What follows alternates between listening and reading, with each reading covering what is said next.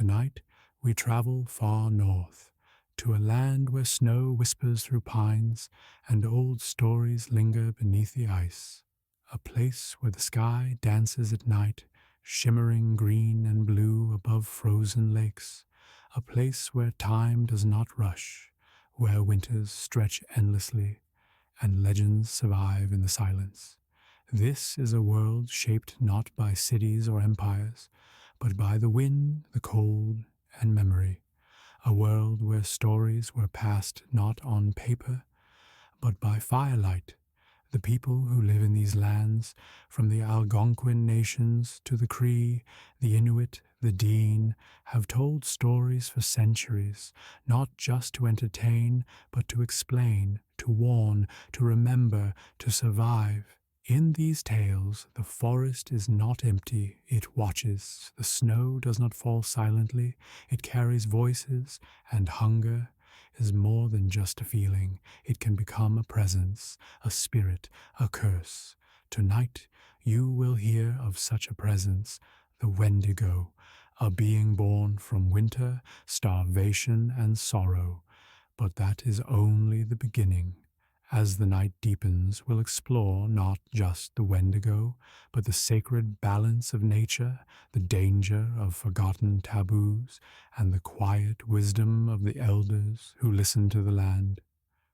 We'll walk first in the footsteps of a wandering hunter, alone in the snow, then sit by the fire of a shaman who speaks with bones. We'll descend into a mystery buried in ice, a lost village, an untouched hearth, and finally we'll stand beside the forest spirits and glimpse what the world looks like through their eyes.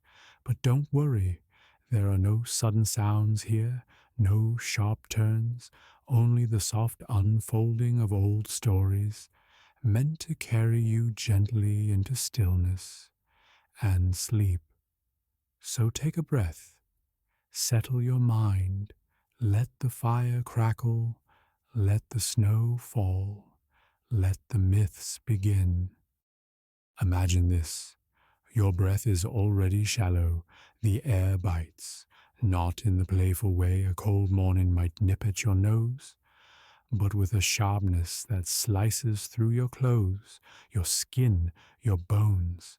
It's early morning, though you wouldn't know it. The sun hasn't risen yet. In fact, it may not rise at all today, not properly. Just a faint blush of pale orange hovering low behind the trees for an hour or two before vanishing again. You're deep in the northern boreal forest, alone, walking on snowshoes, each step pressing through the crust of ice that has formed over days of deep freeze and light snow. Your hands, they don't feel like hands anymore, more like clumsy stones wrapped in fur mittens. You try not to think about your fingers or your toes. You try not to think about how long it's been since you last felt truly warm. You've been walking for 3 hours, following tracks, rabbit maybe, or fox. The snow covers everything, even sound. It's not silent, not exactly, but everything is muffled, softened.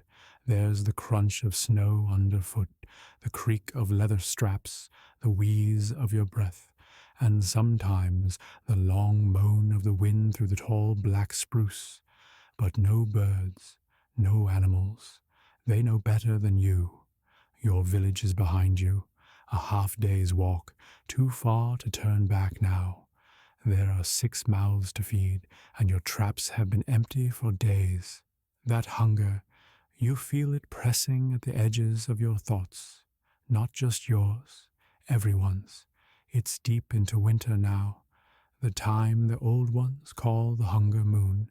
Food stores are low, and so, here you are, hunting in a forest that does not want to be hunted.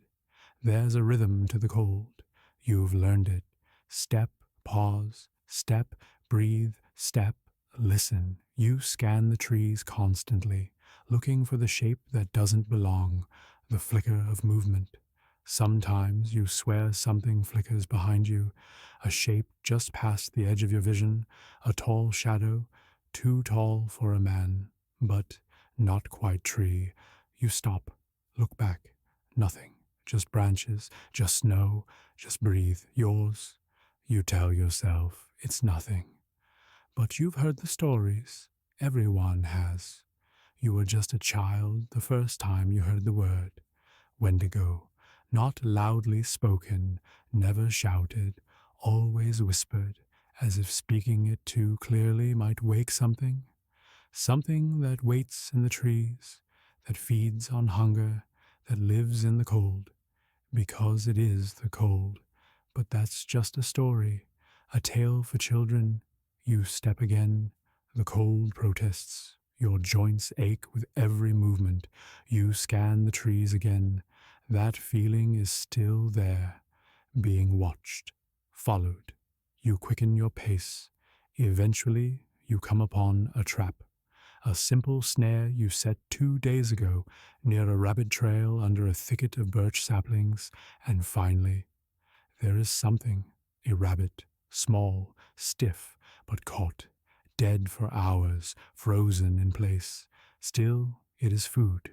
You whisper thanks to the rabbit, to the forest, to whatever spirit might still be listening. You tuck it into your pack and begin the long walk back. But as you go, something feels different. The forest is quieter now, as if watching. The shadows seem longer. The trees feel closer. You hear the crunch of snow behind you just once, but it's not yours. You stop, turn, no one, nothing. But now your heart begins to beat faster. You begin to walk again, faster now. Not running, not yet, but your legs move with purpose. The trail is still clear, you marked it well, with ribbon and carved notches, but every step you feel it, following, not a bear, not a wolf. You know the sound of that. This is different, lighter, but taller. No growl, no snort, only silence, and sometimes a faint whisper, like wind, but wrong. The word floats through your memory again, Wendigo. You don't speak it, not even now, especially not now. You begin to chant softly, a protection song your grandmother taught you. You do not know the words, not truly, but the rhythm is there, the melody of it. It steadies your steps. Still, the trees seem darker. The light is fading fast, too fast. You glance up, no sun, only that pale haze of gray and blue and stars. Already, you quicken your pace, faster. The crunch behind you matches your rhythm. It's not just following, it's mimicking. That's what they say. That's how it works. It mimics. It learns. It waits. You begin to run. The rabbit thuds against your side. Your breath comes hard. Your lungs burn with the cold. You can feel the frost forming on your lashes. And then, just ahead, a glow. Flickering orange, the edge of the village. Firelight. Voices. You stumble out of the trees, collapse into the snow. Arms grab you, pull you inside. Heat, light, the smell of soup. But even as they warm you, you glance over your shoulder into the trees, and for just a moment you see it, not clearly, but tall, thin, wrong, watching, not moving, then gone. Later that night, as you lie beside the fire, someone asks if you caught anything. You nod, the rabbit, but say nothing more, because if you say it aloud, if you describe what followed you, it might come back, and so you sleep. But lightly, the cold presses against the walls, and in your dream the snow still falls, and something walks behind you, just out of sight, always watching. As the snow settles and the forest fades behind you, let us turn now to a different fire, and the quiet story of a shaman who once listened to the bones. There was a man once, or perhaps a woman, No one truly agrees anymore. The old stories only say the shaman, and in the language of the people, that word could belong to either soul. It mattered little. What mattered was that they could listen to the land when no one else dared to. Their name was carried on the wind, spoken around fires, whispered in smoke, not because they were feared, though some feared them, but because they were remembered. Even now, when so much has changed, when names and places have slipped under snow and time, they are still remembered. They lived alone, half a day's walk from the village, in a shelter pressed into the hillside. Roots curled through the roof like fingers from above, and the smoke that drifted from their fire always smelled of spruce and sweetgrass. They were not old when they began, but age came quickly to one who carried visions. It is said that the shaman was not born with their sight, that it came only after their first death. They had wandered too far during the hunger moon, alone as always, searching for food, praying to the old spirits, listening for movement in the trees, and they fell through the ice, a lake frozen and hidden beneath snow. They were found the next morning, not breathing, still, skin the color of bone, eyes closed. The village brought them back, wrapped them, prepared them for burial, and then, on the second night, their bodies stirred, not like a gasp, not like waking, but slowly, calmly, as if they had simply returned. They opened their eyes and whispered the name of something that none had spoken in years, a spirit, a creature, something between, something hungry. From that night forward, they were not the same. The other children no longer played with them. The elders watched them more carefully. The animals, it was said, lingered longer when they were near. They began to speak to things that no one else could see, to sit in stillness for hours, listening to the wind as if it had something urgent to say. They became an apprentice to the last shaman, an old woman who chewed willow bark and sang in her sleep. When the old woman died, they took her place. No ceremony, no words, just a change, like snow melting, like rivers freezing. They had become the one who listened. They carried no drum, no feathers, no painted mask. Their tools were simpler: bones, stones, a small pouch of powdered charcoal, and a rattle made of fish skin and filled with pine seeds, which they used not to summon spirits, but to keep them away when they wandered too close. They were called to birthings, to blessings, to illness, but most often to deaths. They did not speak much during these visits. They would sit sometimes for hours by the fire, their rattle silent.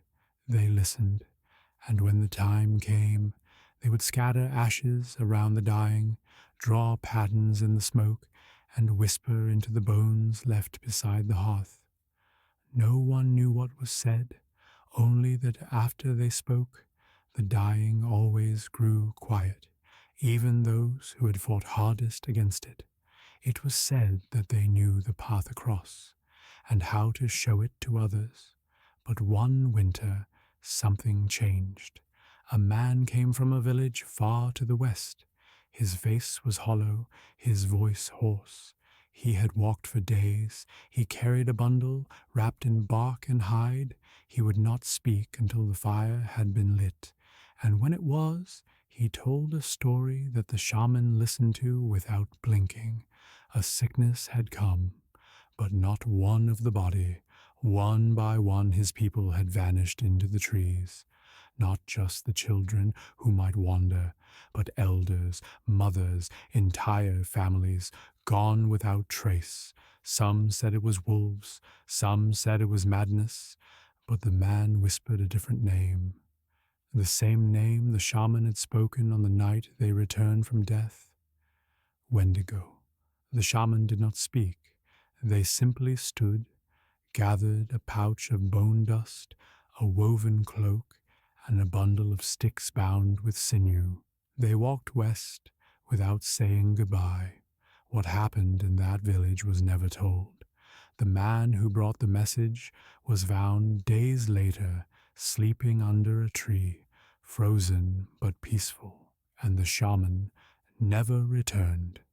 Some say they faced the spirit and defeated it, bound it, perhaps, or tricked it with words too old to remember.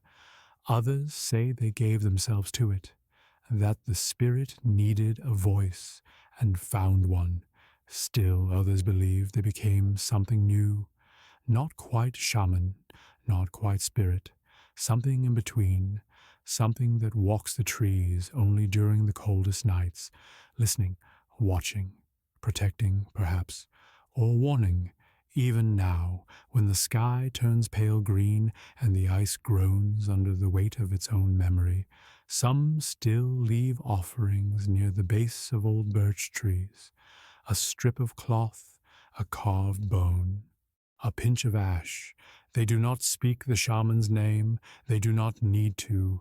The land remembers, and that is enough. Long after the shaman disappeared into the trees, the snow kept falling, and in one forgotten clearing, far from fire and memory, a village waited quietly to be erased. They say the snow never melted there, not even in the spring, not even when the rivers rushed with meltwater and the geese returned in long, sky-splitting lines. There was a clearing, high in the northern hills, sheltered between wind-carved cliffs. The trees bent around it as if trying to look away, and at the center of that clearing sat the bones of a village, old posts, stone rings, a shallow pit that had once been a fire, but no smoke ever rose there again. No children ran across the packed snow, no drums, no laughter, no smell of spruce or roasted meat, just silence and snow, always snow. No one remembers its name, or if they do, they no longer speak it. It is said the last to live there were a people of great warmth, of strong fires, long songs, and red-painted shelters tied with caribou sinew and pride. They were skilled in the old ways.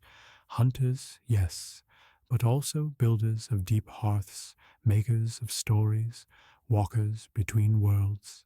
They left marks in the stone, carvings of sun and antler, river and bear, and in one place, a woman with a long braid and a fox at her side. But now, only wind lives there. The story begins, as many do, with silence, and then a sound, a crack in the ice. A hunting party had gone out. 3 men, 1 woman. They were expected to return in 2 days. They did not. On the 3rd day, another party followed their trail. They found broken snowshoes near the edge of a frozen lake, scattered gear, no blood, no bodies, just footprints circling. Like the lost had wandered in confusion, some had walked on all fours, some barefoot, and then nothing. The tracks stopped, as if they had stepped into the sky. The village held council. The elders burned cedar and asked the bones for answers. The bones gave none. Some whispered wolves, others spirits. One elder, blind but sharp of mind, said only one word, hollow. The wind that night howled long. Soon others began to leave. Not in fear, they claimed, but because the land was done with them. The fish grew scarce, the trees cracked louder, the snow fell faster, but never melted. Children were born too quiet. Dogs would not bark near the old fire pit. Shadows lengthened even in midday, and so, one by one, they left. Some joined the southern villages, some wandered, some vanished, and the village became legend. Years passed. A new generation came, curious, skeptical. They went looking for it. 3 men, brothers, sons of those who had once lived in that place.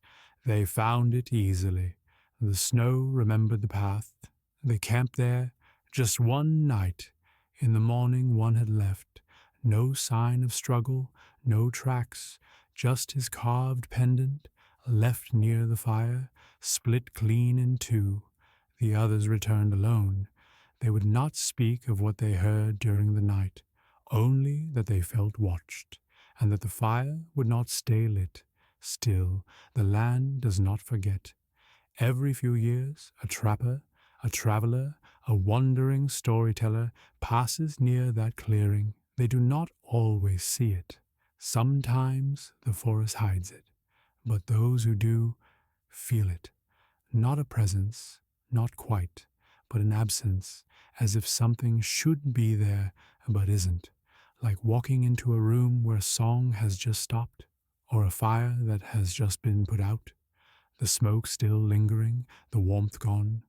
One old woman, many years ago, claimed she saw a figure there, not a spirit, not a ghost, just a person, standing by the old fire ring as if waiting for something.